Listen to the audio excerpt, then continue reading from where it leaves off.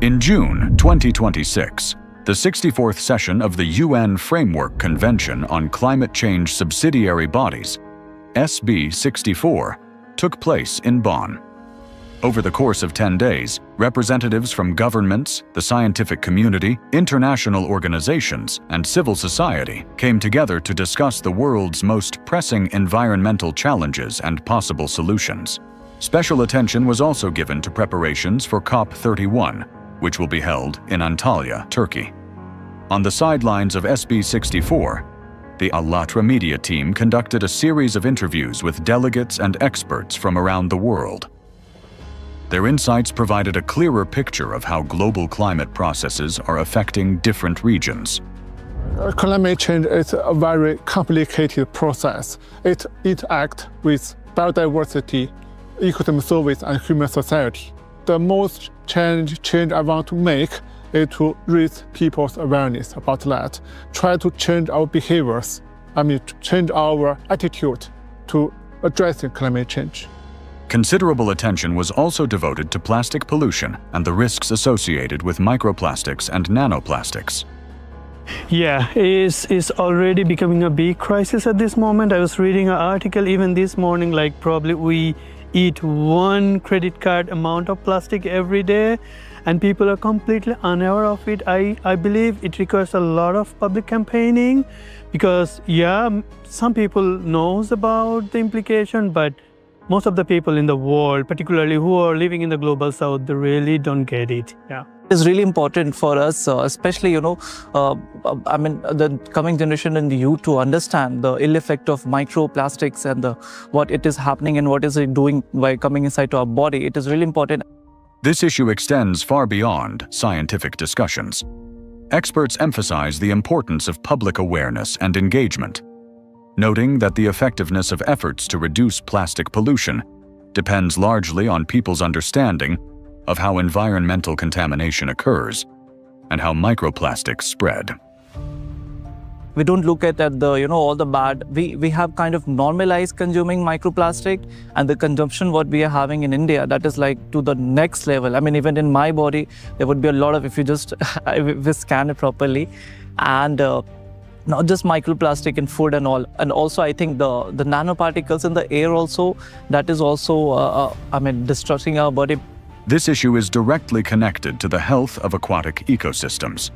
According to participants at SB64, plastic pollution and climate change are affecting rivers, marine environments, and biological resources. Some of the rivers are almost biologically dead because the amount of microplastic what we have in the river is you cannot even imagine the level. Like if the normal ranges are 100, we have in 1,000. So it is also affecting fishery and other animals, and then we consume fishes. So at the same time, it all comes together at the end to you only. You see Bangladesh, India. 10 years back, we used to talk about future. What future will be with the microplastic and all. These were fancy terms, but then now it has become a ground reality. And then we are living it already. And then future would be even, I think, devastating if we are not going to address these issues and do something about them. I think, yeah, there's no future. We are into it already. And it's getting higher and higher, and then we are also shortening our life expectancy in India. I personally take my motivation from Laudato Si, the encyclical of Pope, and Laudato Deo. Coming from a country like India, where you have all sort of climate challenges and you have all sort of illness, and then you have a kind of starvation when it comes to climate change. So the need and the hunger to do something for the climate change becomes a very important, necessary tool. According to the participants, effective solutions are impossible without changing society's attitude toward the environment. We want to live a better life, but not harming our future generations. They should have the same right as us. So we want to perceive and pass everything we have here today to the generation, to our son, grandsons, and we want them even live better than us. It's not only depend on the technology advance, but also on our attitude and our behaviors. My own personal opinion or our opinion on this is the fact that we need climate actions now. climate action needs to be now, and it needs to be people-centered and people-oriented. It needs to take consideration of the future in mind while taking the actions, not some fake solutions that does not care about the future. SB64 marked an important milestone in the lead-up to COP31 and provided a platform for dialogue among countries and organizations. The negotiations in Bonn reflected a wide range of approaches to addressing climate and environmental challenges, reaffirming the continued commitment to international dialogue. In the face of global challenges, international cooperation remains a key factor in finding effective, long-term solutions.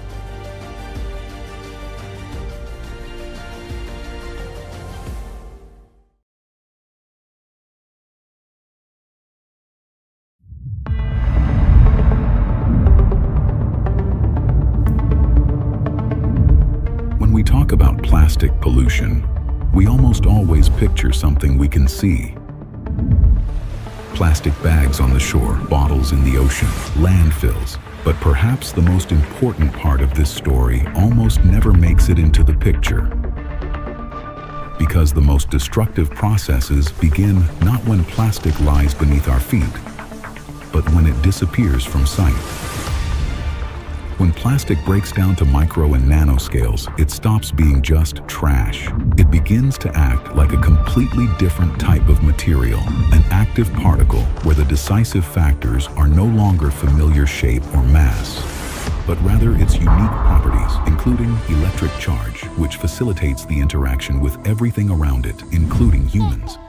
In soils, they interact with plant root systems and microbial communities. In aquatic environments, they interact with plankton and marine organisms. In terrestrial ecosystems, they affect insects, birds, and animals. Passing through food chains, micro and nanoplastic particles become integrated into bioaccumulation processes, altering the very conditions in which entire ecosystems exist. This critical issue is explored in depth in the landmark report, Nanoplastics, a systematic risk analysis for human health, ecosystems, and the environment, prepared by researchers at the ALLATRA Global Research Center. This report compiles the data from 597 scientific sources dedicated to micro and nanoplastics, making it one of the most extensive contemporary works in this field. It presents the issue as a comprehensive map from the physical properties of nanoplastic particles to their interaction with cells, tissues, organisms, and ecosystems. The report reveals that micro and nanoplastics are present in the air, water, soil, agricultural products, food chains, and even within the human body. The research compiled by the authors demonstrates that nanoplastic particles have been found in the placenta, lungs, liver, brain, and other organs. The report pays special attention to the ability of nanoplastics to cross the most well-protected biological barriers within the human body, the intestinal, placental, blood-brain, and other protective barriers. Once nanoplastics penetrate the cell, they trigger a cascade of destructive mechanisms that are today considered as critical threats: oxidative stress, mitochondrial dysfunction, inflammatory reactions, and the disruption of cellular processes. The authors of this report pose a deeper question. Why do micro and nanoplastics behave this way? Why do they interact so actively with proteins? Why do they penetrate cells? The report identifies the electrical nature of nanoplastics as one of the key avenues for future research. The authors point out that the surface charge of nanoplastics alone, also known as the zeta potential, may not be sufficient to fully explain the particle's behavior. They formulate a research hypothesis suggesting a potentially more complex internal charge organization concerning the subsurface electrical structure of nanoplastics, dipole configurations, charge traps, and electret-like states. This is a particularly crucial point because it opens up entirely new perspectives on how we approach finding solutions. Large plastic waste can still be collected.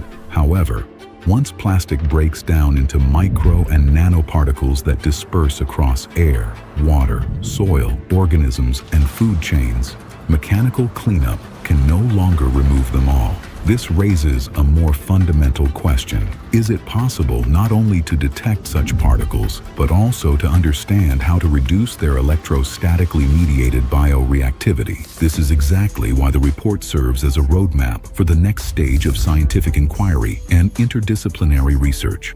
Among the practical directions emphasized by the authors are the development of unified international monitoring standards, comparable measurement methods, a specific focus on the smallest fractions under 10 micrometers, the study of particle surface, aging, and charge, and the creation of broad interdisciplinary collaboration among toxicologists, clinicians, biophysicists, ecologists, material scientists, and analytical technology experts. We are used to asking the question, how much plastic has already entered the environment? But perhaps the next and far more important question is, what happens to plastic when it's no longer visible, and what should we do about it? The report, Nanoplastics, a systematic risk analysis for human health, ecosystems, and the environment, shows that nanoplastics represent a new form of systemic risk that must be recognized today at both the scientific and international public levels, before these particles become an even greater part of our environment and our lives.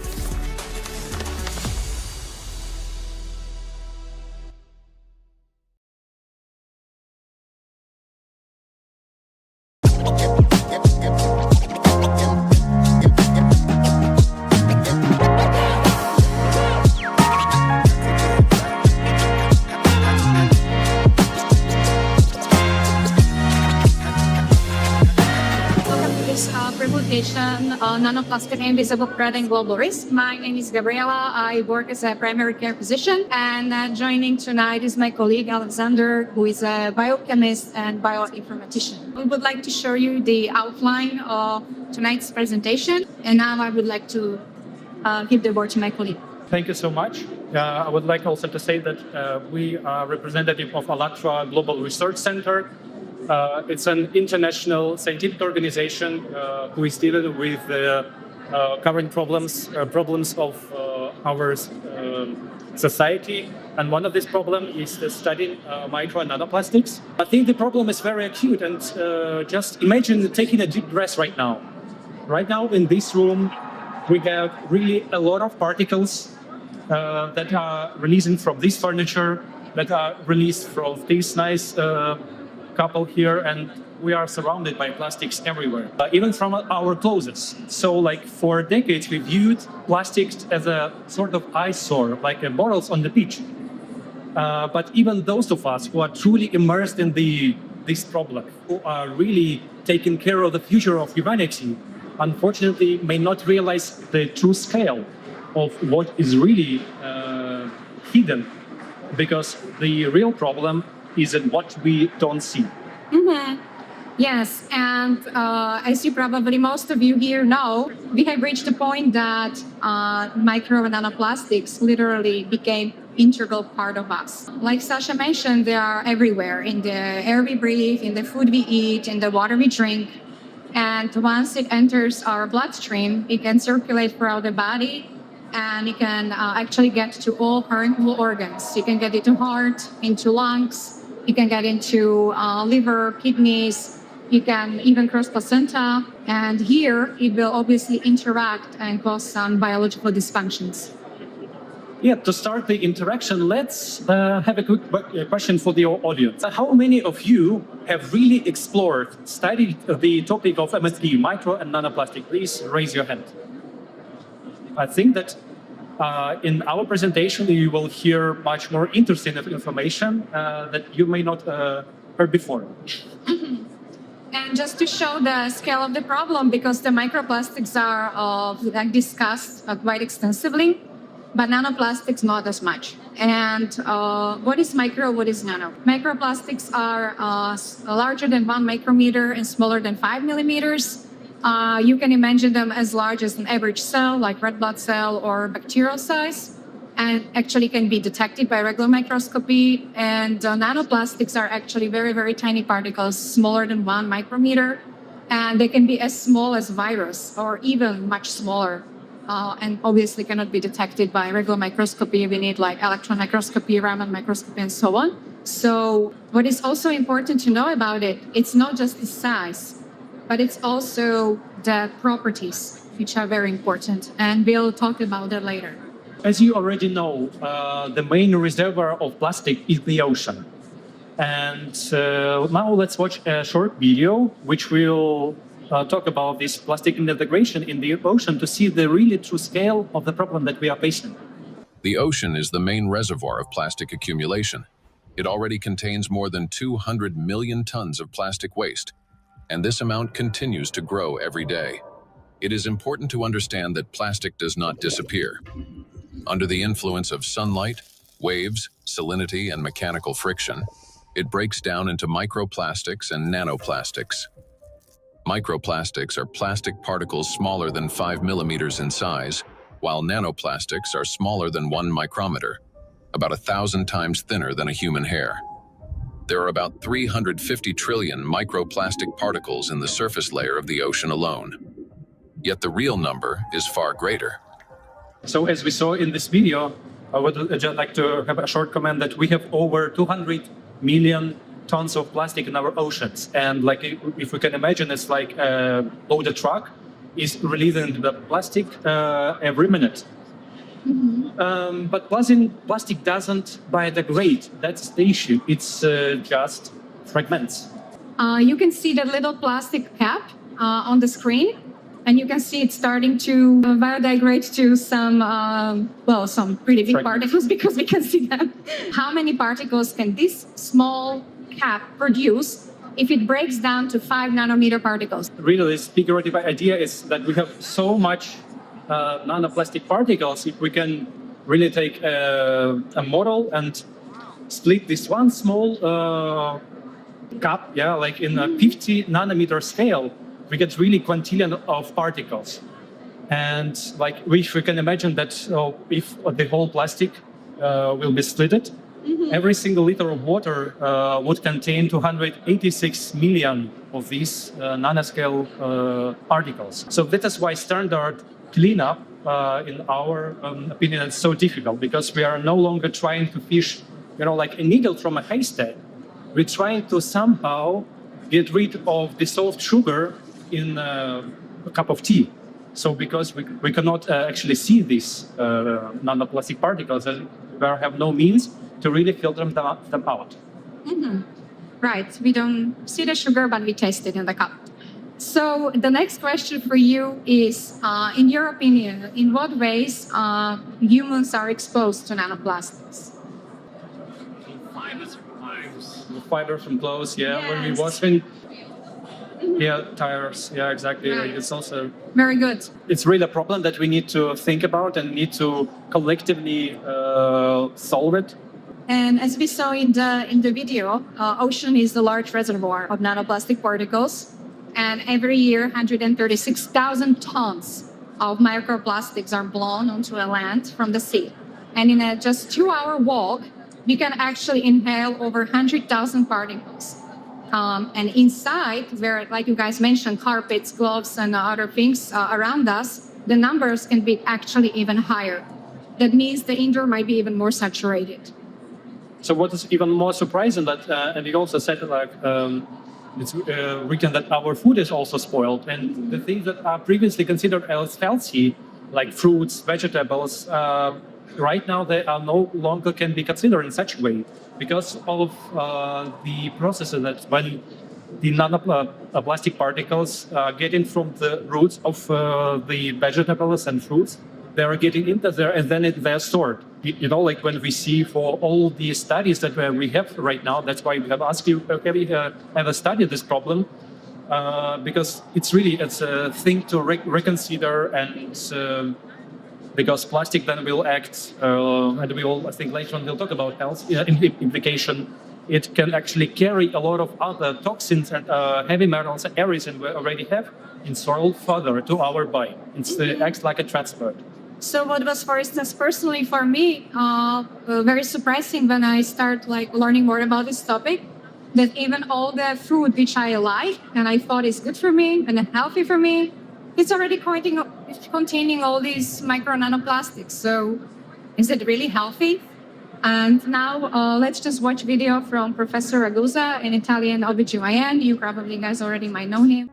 There are 3 ways plastic gets into the body: through inhalation, through the skin, and through food. And what happens next? It enters the bloodstream. Until fairly recently, about 15 years ago, people thought plastic was inert. And in fact, if you look at these plastic pellets, not microplastics but larger macroplastics, even if you put them in water, they just sit there quietly. It seems like they don't interfere much with the environment.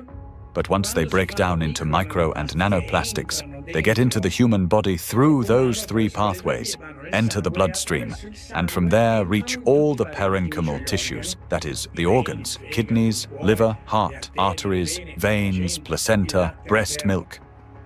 Micro and nanoplastics have already become an inseparable part of the human body.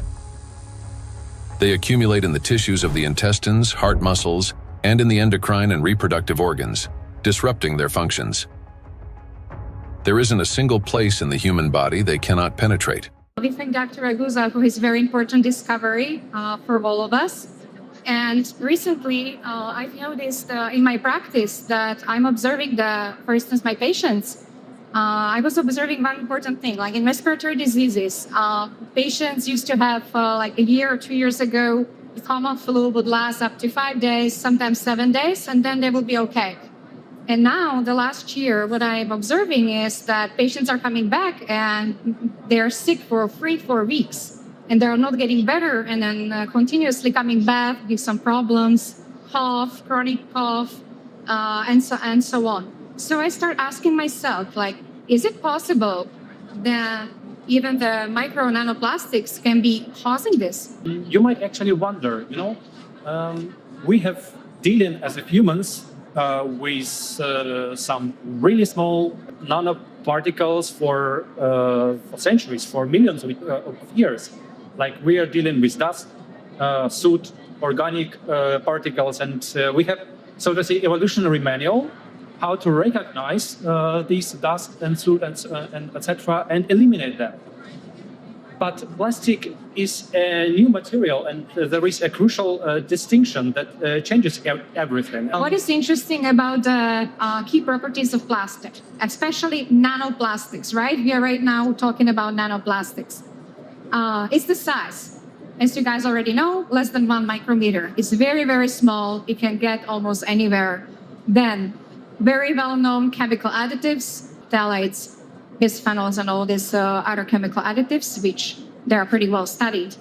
Then hydrophobic properties are actually also a very important part of plastics. And the surface charge, it's another very important thing. So we would like to elaborate more about that surface charge in this presentation today. And would like also to mention, in my lab experience, we have dealt with nanoparticles of gold and titanium oxide. Like it's a typical way to study their influence on the health of animal models, on some cell cultures. And we have really great insight from that time, from that lab, that the nanoscale and microscale properties, they are actually different from macroscale objects. So gold, in its normal, in the ring form, have different properties than a micro and nanoscale gold. Mm-hmm. So, and it's in our experiment showed that it blocked completely a lot of enzymes. And when we see the right now nanoscale nanoplastic particles, they have a so-called electric-like behavior. Electrolyte is a material that accumulates static electricity and hold this charge for extended time. So that means that surface charge, or in scientific literature, it's also called zeta potential, enhances interaction between these particles and like cells, organelles, so they can easily enter and reach our biomolecules like DNAs and proteins. Mm-hmm. And it's the smaller the particle, the stronger, and thus this interaction, it's really goes really deep inside to our most safest place in the cell and causing a lot of harmful effects. And it is noted in recent peer review articles, the plastic particles may impose significant environmental and health hazard with surface charge playing a critical role in governing this behavior. So now we'll talk about the health implications. As I was mentioning before, I work as a physician and I see that a lot of things are changing recently. We see a lot of patients, there's more cancers. Younger patients are actually getting more sick. There are a lot of chronic diseases, exacerbation of all different kinds of respiratory diseases, and it's really very concerning. And when I was studying this topic, what surprised me about the properties of nanoplastic was that it can, well, first of all, it's very small. So it's the very, very tiny size. And when it's smaller than 100 nanometers, it can actually pass directly through any membrane, right? Even via like passive diffusion. Then, of course, there are a lot of barriers in the human body which will not allow this because there's active transport and all this stuff.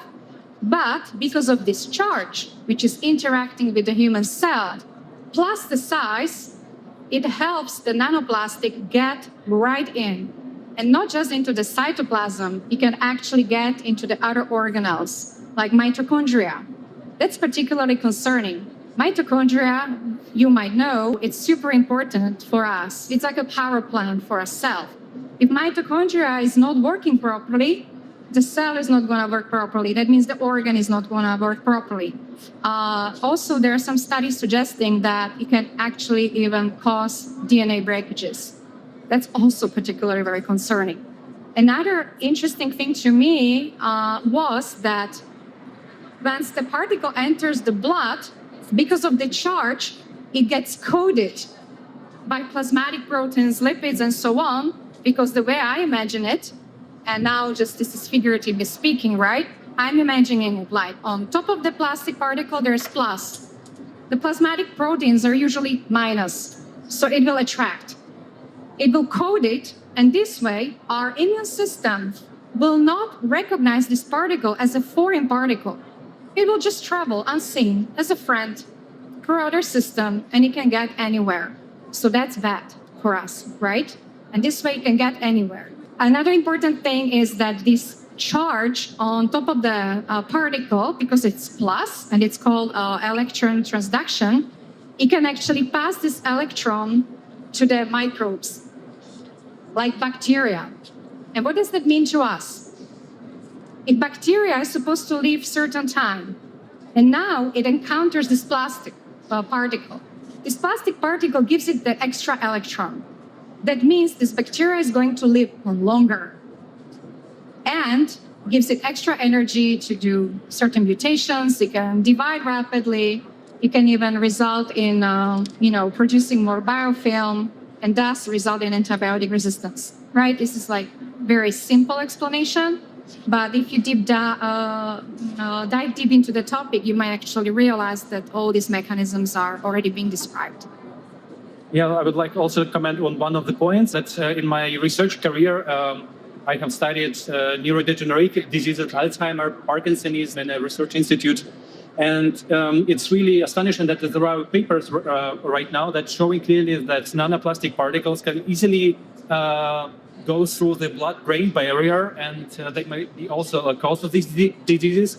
Like in typical research, like when I did it like 10 years ago, it was really hard to understand what is causing all these chronic diseases. So we see only the consequences. So we understand that it started 20 years ago, but we don't know what actually triggered it, how they are starting really. So we're just seeing the causes and trying to somehow cure the patient. So we really need to reconsider all fever health protocols. And I think we'll talk about it later. So we'll now go to another topic, because it's not only implicates our health, but also has atmospheric and ocean disruption.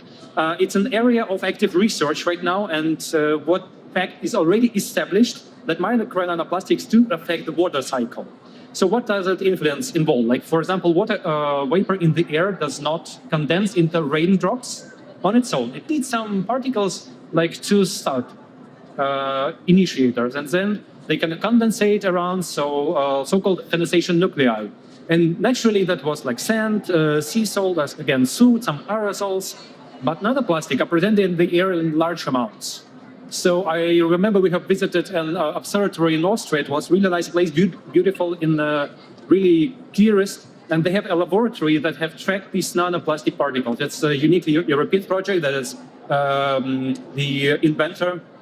He did a filter that could catch even there in Alps through 3,106 meters. It was nanoplastic particle there. Means it rises all over the ocean. In our film, we have also show these excerpts from interview that through the atmosphere it goes very quickly. So in one place released, for example, in 2 days they have smelled in Austria the Hiroshima or some Canadian wildfire. So it's distributed very easily. And right now we understand that nanoplastic particles interfere again with some normal atmospheric and oceanic cycles. Yeah, so it's an area of further research. Yes, please continue. Yes, and another very concerning thing to me is the ocean thermal conductivity. As we mentioned before, the millions of tons of plastics, they're present in the biosphere and constantly are breaking down, smaller and smaller particles, and they have this electrostatic charge, the surface charge. You can call it surface charge for a better understanding. And they concentrate in the ocean in the three main layers. They're at the bottom of the ocean, as you can see on the picture. They're at the surface, and they're in the middle, in the area of a thermocline, where water temperature is rapidly changes. And these particles can actually interact with the surface charge. They interact with the water molecules at the level of the hydrogen bonds. And what that means is a result that physical and chemical characteristics of the ocean water can actually change. And the heat dissipation into the atmosphere might slow down. The way I imagine it is sort of like you put a blanket, like on top of the layer of a blanket. And thus, the ocean is not able to get rid of the heat and might be contributing to the heating of the ocean itself. Yeah, so if we go to the next slide. So what are the current solutions that we have in order to really get rid? Because once you think that, oh, something is in my body, I really need to get rid of it. We know that there are some methods like plasmapheresis, hemabsorption. We have filtration devices, biohacking, different methods, detox. But, okay, question for you guys. Do you think we can detox our body from nanoplastics? I myself, when I start dealing with this topic, first what I did, I got rid of the plastic chopping boards and tried to eliminate the plastic as much as I could. But then, if you think about how much plastic has been already produced right now, and it's going to be, I'm calling it decaying, decaying for hundreds and hundreds of years. We're still, even if we stop the production today, we'll be still dealing with quintillions particles of micro and nanoplastics, which are being released already and are going to be released. So just think about that. So we have to really think about some maybe other solution. Yeah, and we also would like to comment that right now plastic is deeply integrated in our modern life. So it's when we really think about the full plastic life cycle, and of course we have heard these ideas that we can try to get rid of it, we can use it less, but let's think about medicine, let's think about our infrastructure. Right now we cannot do that. It will just fail, and plus we have a lot of examples in our history when some decisions, hard decisions, will be made, but we need to really think about it thoughtfully. And right now we can just admit that right now here on the conference we have a lot of plastics, and we could not just imagine this room without plastic. What we left? So we can just only admit it, and full prohibition is not simply possible in foreseeable future. And it's economically disadvantageous either at the level of individual countries or in the level of international economy. Well, not just that. Working in a medicine, a lot of things we use is plastic, right? We use it as stents, as catheters, pretty much, patients already have right now in them plenty of different stents and things, like in GI tract for biliary stenosis, heart. It's a little bit maybe different than drug-eluting stents, but there's a lot of plastic already, which has some advantages, right? So it's not like we can say, okay, let's stop all the plastic production right now. I mean, we can, but is it going to help? How is this going to solve the problem of the plastic, which is already right now disintegrating? It's not. So that's why we are having this presentation, just to show also another scope of this plastic pollution. Yeah, and that's why also like plasmapheresis and hem absorption might not help, because everything that we'll do, it also contains plastic. We just like all the plastic tubes and everything that we have, no guarantee that they will again be released in the plastic. Out of the cells. Yes. So if we go to the next solution, like recycling of plastic, the paradox actually that mechanical stress produces more micro and nanoplastic particles. So when we try to recycle it, we'll just like shred particles faster, and they will shred faster, then it will just remain intact, like, or virgin plastic. So we're not solving the problem, we're just accelerating it. So I guess we all understand that we cannot really clean this up because it's tiny and it's a lot of it. We cannot filter it out from our body, we already understood that. And we cannot recycle our way out because we are just going to create even more nanoplastics in the recycling process. So what can we actually do?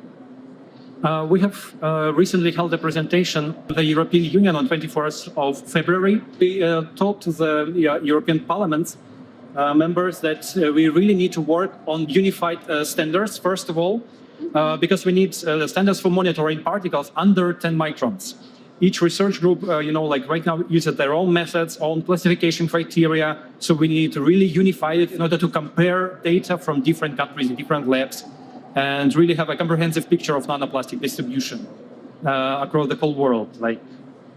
And next. And then we also lack standardized protocols for human health. We have no unified methodology for assessing the effects of nanoplastics on the human body. And without these unified protocols, we cannot really obtain reliable, reproducible results for making informed decisions. And another important thing is that we also still lack comprehensive longitudinal studies evaluating the multifaceted impact of these nanoplastics, like the causality. Yes, we know the plastic is there, but what's the causality? So that's another thing which we miss. And this gap, but is actively being addressed. There are a lot of emerging initiatives globally, which is great. And then another important thing is there are no requirements for including nanoplastics in climate research. Scientific climate models, they still do not account for this factor. We study the influence of CO2, methane, aerosols, but we ignore nanoplastics, which can actually significantly probably affect climate process as well.